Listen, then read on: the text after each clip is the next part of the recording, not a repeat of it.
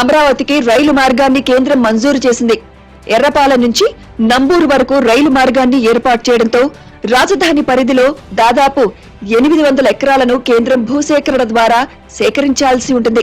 అమరావతి మండలంలోని వైకుంఠపురం, ఎండ్రాయి, కర్లపూడి గ్రామాలతో పాటు తాడకొండ లాంటి గ్రామాల్లో కూడా భూమిని సేకరించాల్సి ఉంది.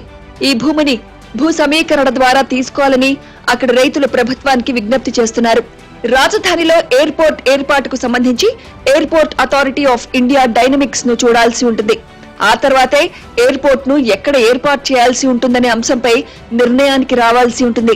తుళ్లూరులోని వడ్డమాను, పెద్దపరిమి, హరిశ్చంద్రపురం, తాడికొండలోని మోతడక లాంటి గ్రామాల్లో కూడా భూ సమీకరణ ద్వారా కొంత భూమిని సేకరించాల్సి ఉంటుందని భావిస్తున్నారు. పెదకూరుపాడు కాన్స్టిట్యున్సీలో అమరావతి మండలంలో వైకుంఠపురం, చావపాడు, ఎండ్రాయి, కర్లపూడి ఇవి కూడా మా కాన్స్టిట్యున్సీలో రావడం కూడా మాకు అదృష్టం. భవిష్యత్తులో రాజధాని ఎంతో అభివృద్ధి చెందడానికి అవకాశం ఏర్పడింది. 4 సంవత్సరాల పీరియడ్ ఉంది. ఈ 4 సంవత్సరాల్లో కూడా కాన్స్టిట్యున్సీకి మంచి భవిష్యత్తు తీసుకొచ్చడానికి ప్రవీణ్ గారు ఎంతో కృషి చేస్తున్నారు. ప్రస్తుతం అమరావతి పరిధిలో ఉన్న 29 గ్రామాల్లో దాదాపు 47,000 కోట్ల రూపాయలతో పిలిచిన టెండర్లకు సంబంధించి అఖిల భారత సర్వీస్ అధికారులు, ప్రజాప్రతినిధులు, 4వ తరగతి ఉద్యోగుల భవనాలను ఈ ఏడాది చివరిలోపు అందుబాటులోకి తీసుకురావాలని ప్రభుత్వం నిర్ణయించింది.